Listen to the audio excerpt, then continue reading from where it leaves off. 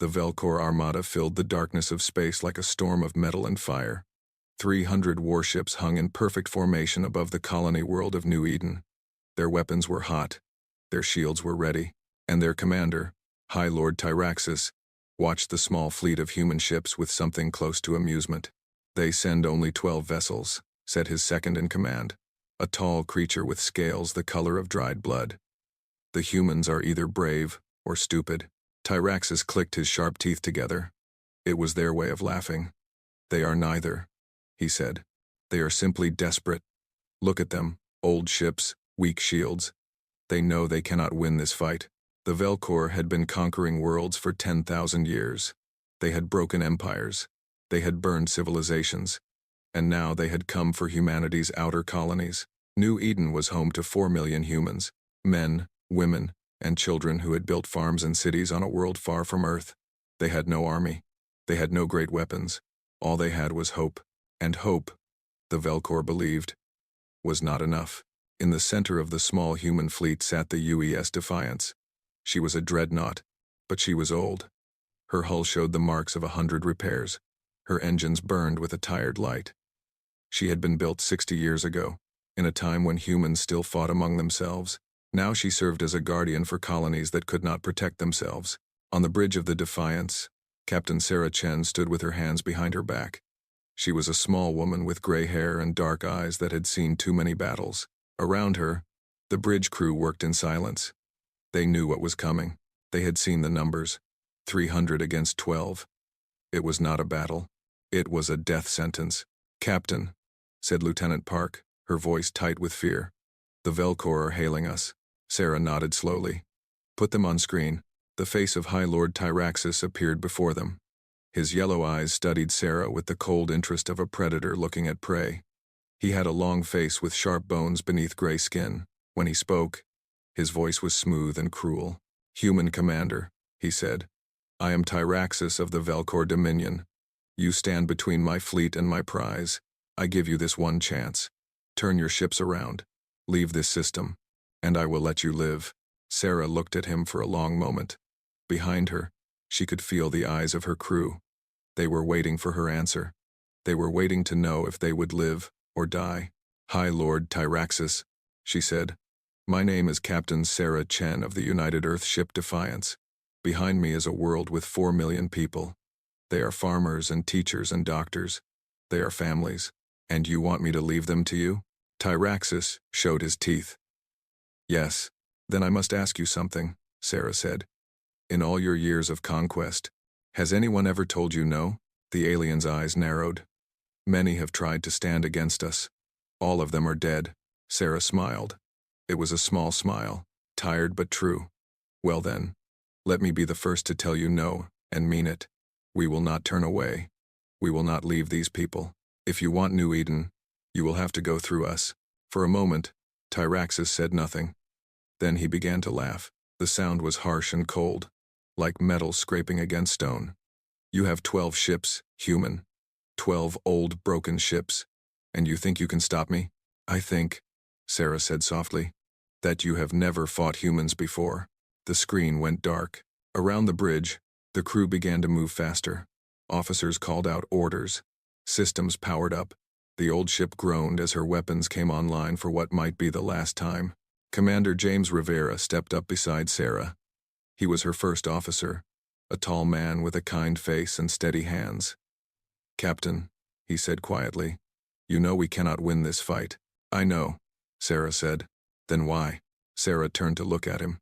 In her eyes, there was something he had never seen before. It was not fear. It was not hope. It was something deeper, something older. "Because someone has to say no," she said. "Because if we run, they will chase us. They will take New Eden, and then they will take the next world, and the next. And one day, they will reach Earth, and our children will ask us why we did not stop them when we had the chance." Rivera was silent for a moment. Then he nodded. "What are your orders, Captain?" Sarah looked out at the darkness of space, at the great armada waiting to destroy them. She thought of her daughter back on Earth. She thought of the people on New Eden who were looking up at the sky right now, wondering if help would come. "All hands to battle stations," she said. "And someone get me Admiral Hayes on a secure channel." We are going to need every trick we have ever learned. The alarms began to sound throughout the ship. Men and women ran to their posts. In the engine room, engineers worked to squeeze every bit of power from the old reactors. In the weapons bays, crews loaded missiles and charged plasma cannons. The UES Defiance was going to war. And somewhere in the darkness, High Lord Tyraxis watched the small human fleet with growing confusion. They were not running.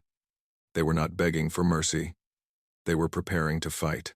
Curious, he said to himself. Most curious indeed.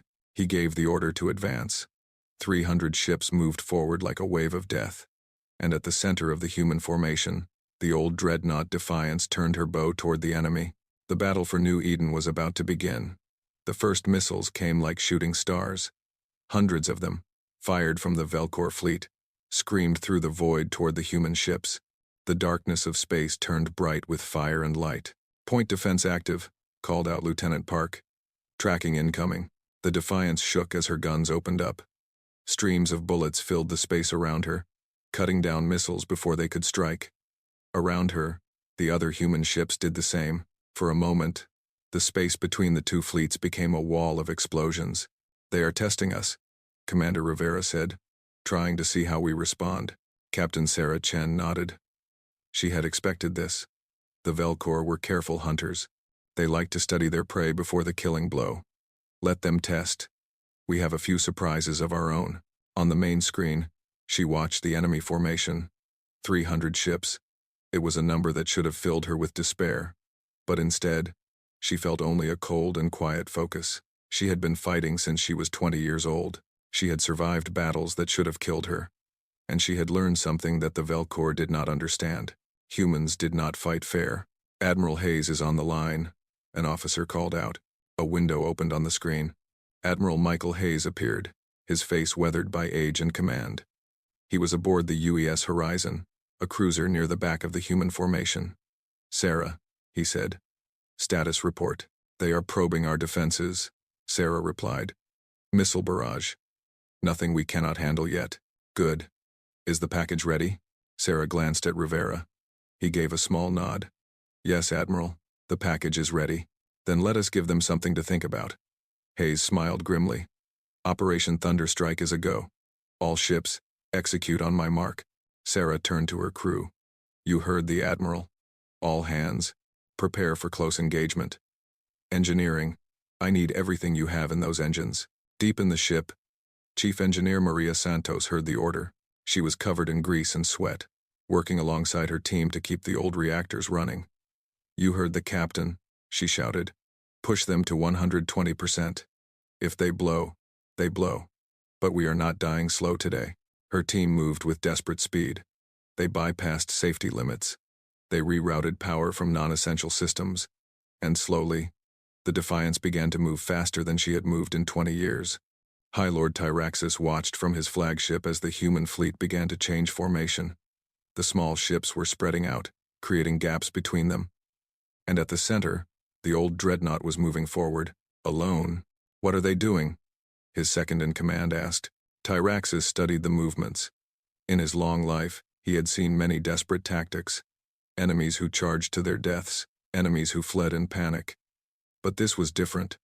There was a pattern here, a purpose. "They are up to something," he said. "Order the forward squadrons to intercept that Dreadnought. I want it destroyed."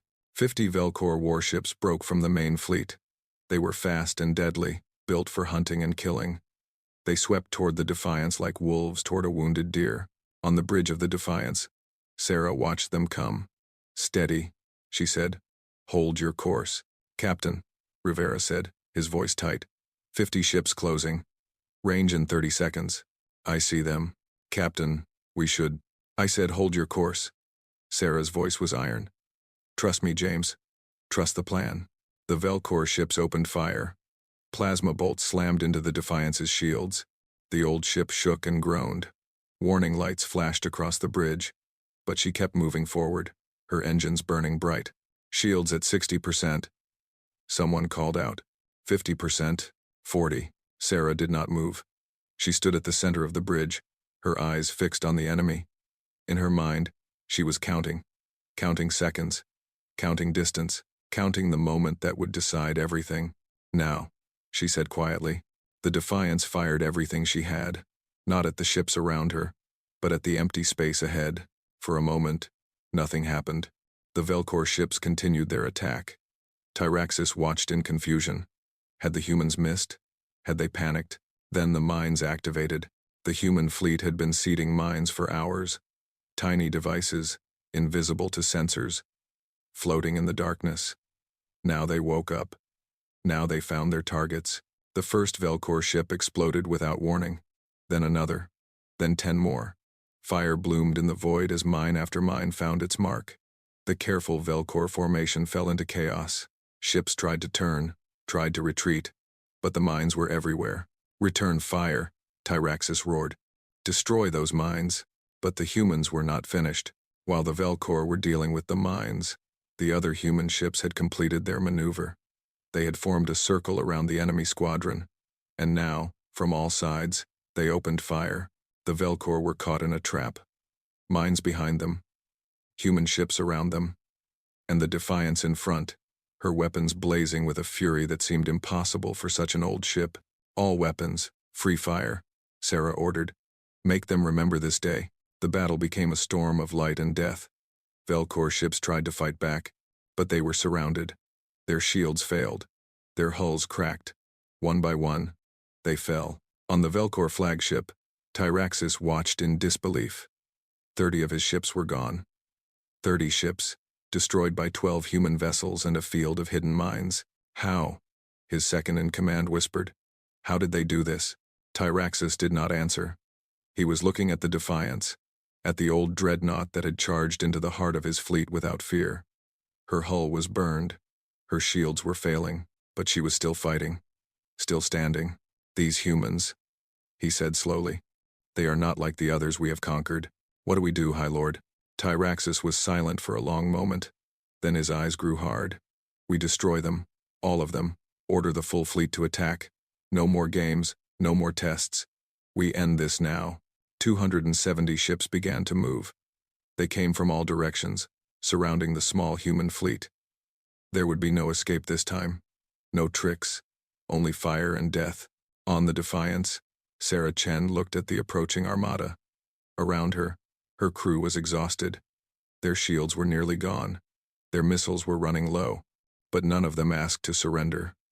None of them asked to run. Captain, Rivera said. It has been an honor. Sarah smiled.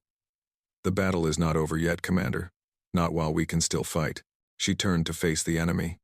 The Defiance groaned beneath her feet, wounded but still alive. All hands, she said. Prepare for final engagement. The full might of the Velcor fleet crashed against the human ships like a wave against rocks.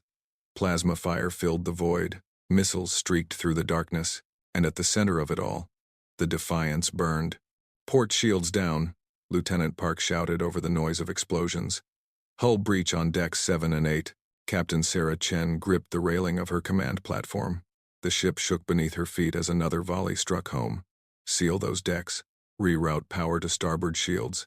Around her, the bridge crew worked with desperate speed. Sparks flew from damaged consoles. Smoke filled the air. But no one stopped. No one ran. The UES Defiance was dying. But she was dying with her teeth bared. Outside, the battle had become a desperate dance of survival. The human cruiser Horizon took a direct hit to her engine room. Admiral Hayes managed to get off one final transmission before his ship broke apart. Give them hell, Sarah. Give them. Then static. Sarah closed her eyes for just a moment. Michael Hayes had been her friend for 30 years.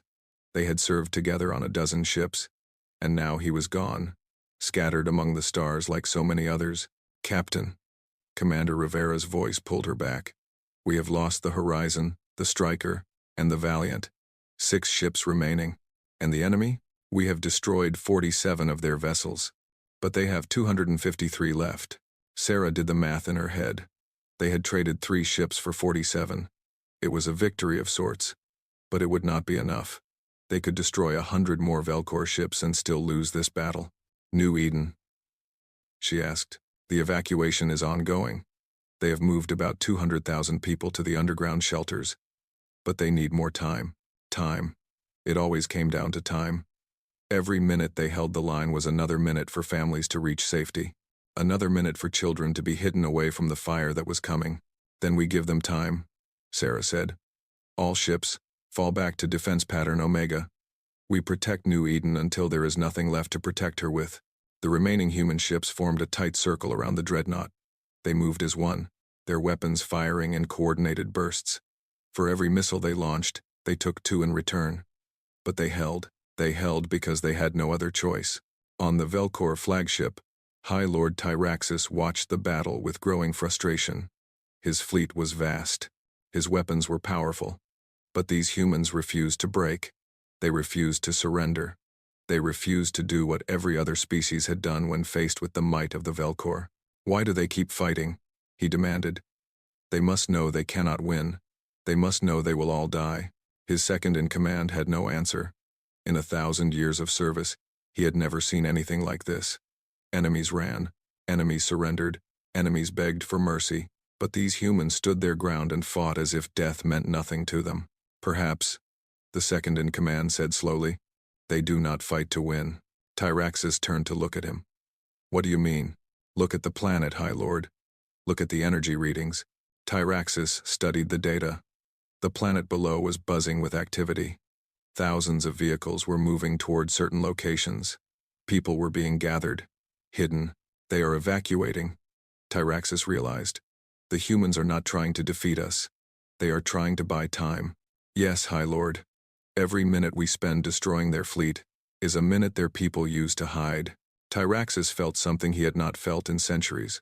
It was not fear. It was not anger. It was respect. Grudging and bitter, but respect nonetheless. These humans were willing to die, not for victory, but for the chance to save others. They threw their lives away like coins into a fountain, hoping that their sacrifice would mean something. Increase the attack, Tyraxis ordered. Focus all firepower on the Dreadnought. Kill their leader. Break their spirit. The Velcor fleet converged on the Defiance. Hundreds of weapons opened fire at once. The old Dreadnought's shields flickered and died. Her hull cracked open in a dozen places. Fire and atmosphere vented into space. On the bridge, Sarah was thrown from her feet as a massive explosion tore through the ship. When she looked up, half her bridge crew was dead. Consoles were shattered. The main screen was dark.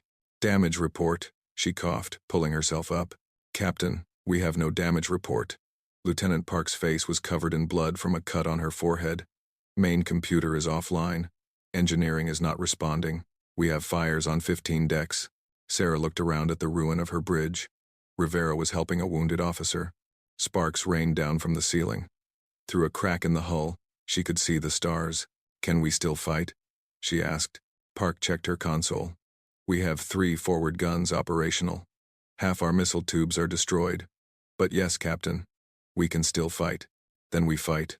Sarah climbed back to her command platform. Her body ached. Her lungs burned from the smoke. But her eyes were clear. Her voice was steady. All remaining guns, target the nearest enemy ship. Helm, bring us around. If we are going to die, we are going to die facing the enemy. The Defiance turned slowly, painfully, like a wounded animal that refused to fall. Her remaining guns opened fire. One Velcor ship exploded under the barrage. Then another. For New Eden, Sarah whispered. Around her, the surviving crew took up the call. For New Eden, the cry spread through the ship. In the weapons bays, wounded gunners loaded shells with bloody hands. In engineering, Maria Santos and her remaining crew fought to keep the reactors from exploding. In the corridors, damage control teams battled fires with nothing but courage and determination. The Defiance was dying, but she refused to fall. On the planet below, millions of people watched the sky. They saw the flashes of light, they saw the streaks of fire, and they knew that up there, in the cold darkness of space, men and women were dying for them. A little girl named Emma stood at the entrance to an underground shelter. Her mother was pulling at her hand, trying to bring her inside. But Emma could not look away from the sky. Mommy, she said. Who are those people up there? Her mother paused. She looked up at the battle raging above them. Tears rolled down her cheeks. They are heroes, sweetheart. They are keeping us safe. Emma watched for a moment longer. Then she let her mother lead her into the shelter. But she never forgot the lights in the sky. She never forgot the people who fought so that she could live.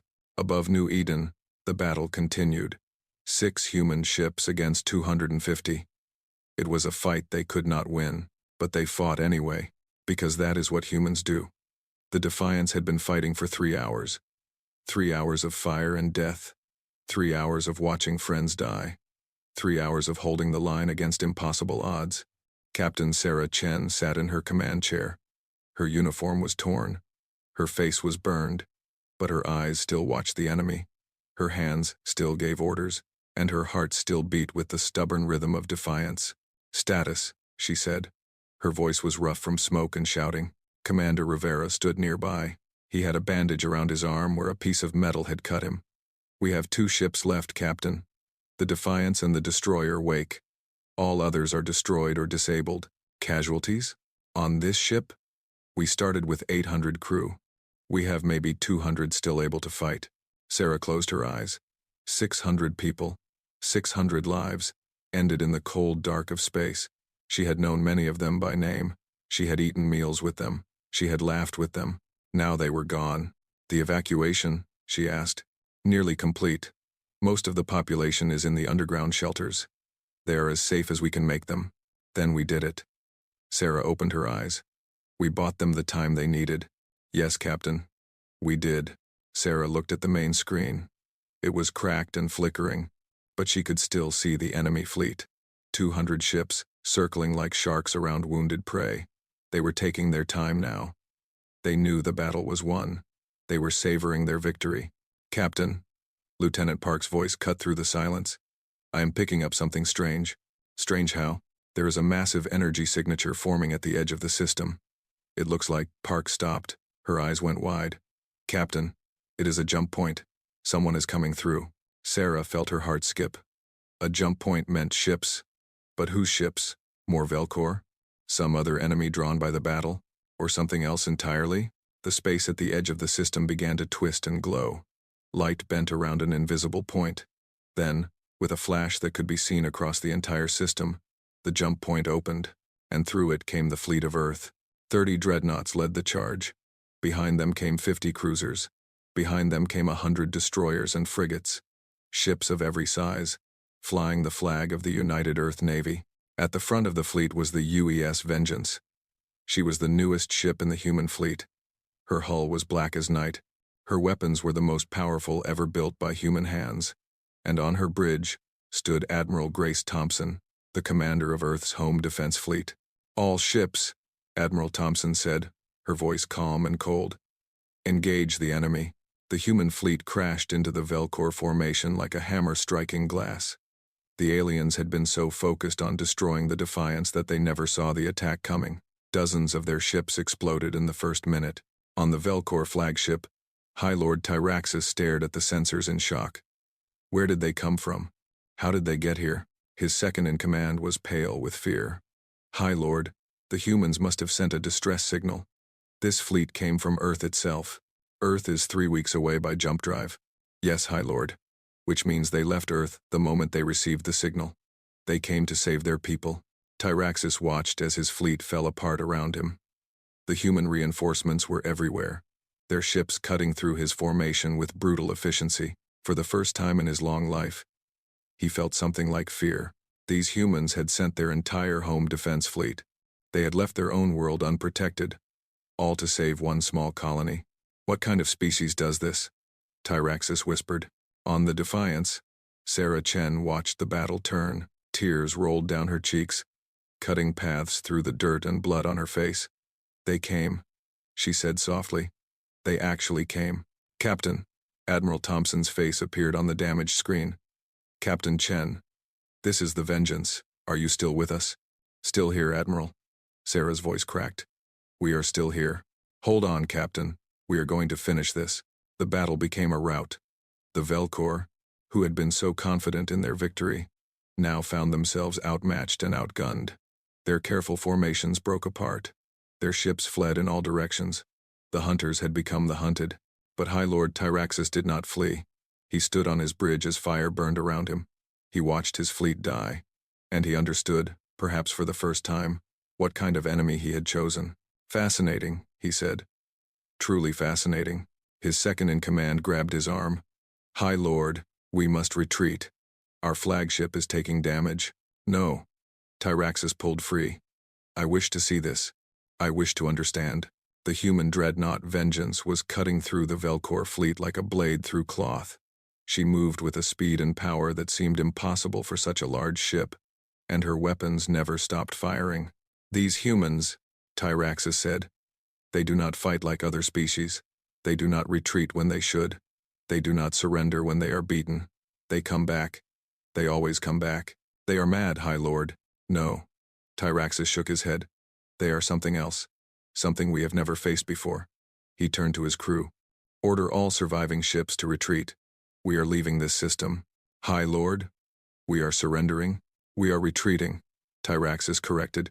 There is a difference. This battle is lost. But the war is not over. We must return to our empire. We must warn them. Warn them of what? Tyraxus looked at the burning ships around him. He looked at the human fleet that had come from across the galaxy to save their people. He looked at the wounded dreadnought Defiance, still floating defiantly at the heart of the battle. We must warn them, he said, that we have finally found an enemy worthy of our respect. The Velcor fleet began to jump away. One by one, the alien ships vanished into the darkness, leaving behind only wreckage and fire. The battle for New Eden was over. On the Defiance, Sarah Chen finally allowed herself to breathe. Around her, what remained of her crew was cheering, crying, embracing each other. They had survived. Against all odds, they had survived. Captain. Rivera stood beside her. His eyes were wet. We did it. No, Sarah said softly. They did it. We just held on long enough. She looked at the screen, at the fleet that had come to save them. 30 dreadnoughts. Earth had sent 30 dreadnoughts across the stars for one small colony. That was what it meant to be human. That was what the Velcor had never understood. Humans did not abandon their own. Not ever. 3 days after the battle, the people of New Eden came out of their shelters. They emerged into sunlight, blinking and uncertain, not quite believing that they were still alive. Above them, the sky was clear. The ships that had come to destroy them were gone. In orbit, the human fleet was still working. Rescue crews searched the wreckage for survivors. Engineers worked to repair damaged ships, and doctors moved from ship to ship, treating the wounded who had given everything to protect a world they had never seen. The UES Defiance floated at the center of it all. She was barely a ship anymore. Her hull was torn open in 100 places. Her engines were dead. Her weapons were silent. But she was still there, still standing, a monument to the stubborn courage of her crew. Captain Sarah Chen stood at the observation window of the Vengeance, looking at her broken ship. Admiral Grace Thompson stood beside her, a cup of coffee in her hand. She will never fly again, Sarah said quietly. The damage is too great. I know, Thompson replied. We are going to bring her down to the planet, turn her into a memorial. The people of New Eden want to remember what you did for them. Sarah nodded slowly. It felt strange to think of her ship as a monument. For 60 years, the Defiance had been a living thing. Now she would be stone and metal, a silent reminder of a battle fought in the darkness. How many did we lose? Sarah asked. From your original fleet? 847. From the reinforcement fleet, another 216. Sarah closed her eyes. Over 1,000 dead. Over 1,000 families that would receive messages telling them their loved ones were not coming home. Was it worth it? Thompson looked at her. You saved 4 million people, Sarah. 4 million men, women, and children who are alive today because you refused to run. Yes, it was worth it. Down on the planet, the city of New Hope was coming back to life. People walked through streets that they had thought they would never see again. They hugged neighbors they had feared were lost. They laughed and cried and began the slow work of rebuilding. In the center of the city, a crowd had gathered around a large screen. News had spread that a message was being broadcast to all human worlds. Everyone wanted to hear what Earth had to say. The face of President James Wilson appeared on the screen. He was an older man with silver hair and kind eyes. Behind him, the flag of United Earth hung in silent dignity. Citizens of humanity, he began. 3 days ago, the colony world of New Eden was attacked by the Velcor Dominion. 300 warships came to destroy a peaceful world of farmers and families. They believed that we would not come. They believed that one small colony, so far from Earth, would not matter to us. They were wrong. The president paused.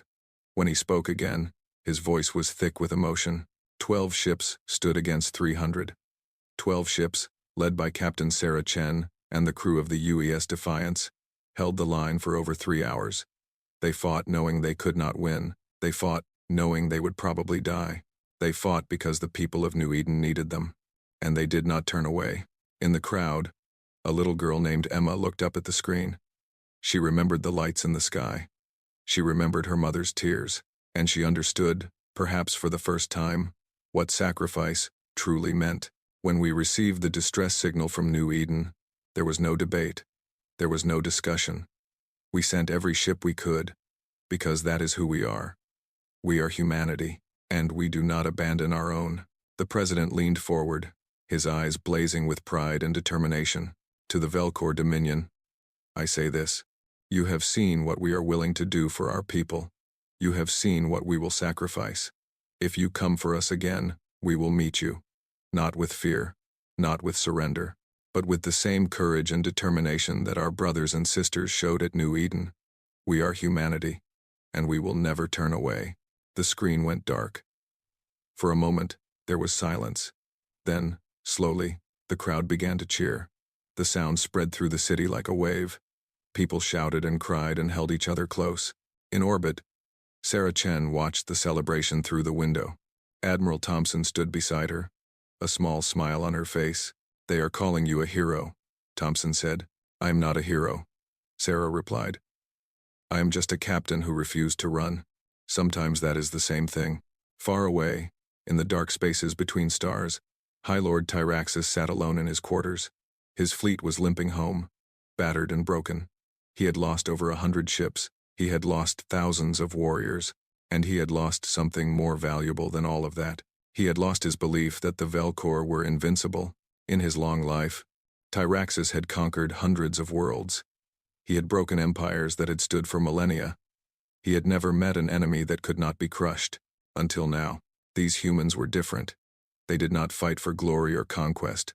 They fought for each other. They threw their lives away like coins, not for victory, but for the chance to save strangers they had never met.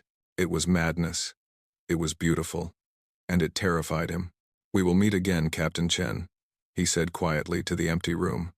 "And when we do, I wonder which of us will be the teacher and which the student."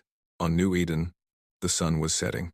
Sarah Chen stood at the edge of the city, watching the sky turn gold and pink and purple. Around her, the people she had fought to protect were going about their lives. Children played in the streets. Families shared meals. Life continued, as it always did. Tomorrow, there would be funerals for the fallen. Tomorrow, there would be questions about what came next. Tomorrow, the war with the Velcor would begin in earnest. But tonight, Sarah allowed herself to feel something she had not felt in a long time. Peace, pride, and hope.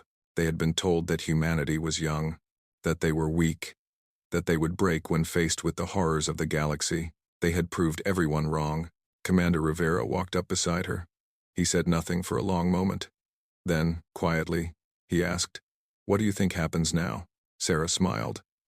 It was a tired smile, but it was real.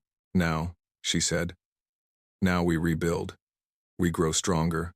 We prepare for what is coming." She looked up at the stars, at the endless darkness that held both danger and wonder. "And when the Velcor come again, we will be ready. And if they come with 1,000 ships, then we will meet them with 1,001. Sarah turned to face him. "That is what we do, James.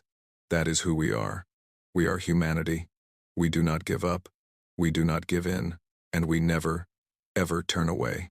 Above them, the first stars began to appear in the darkening sky. And somewhere among them, on 100 different worlds, humans looked up and saw the same light.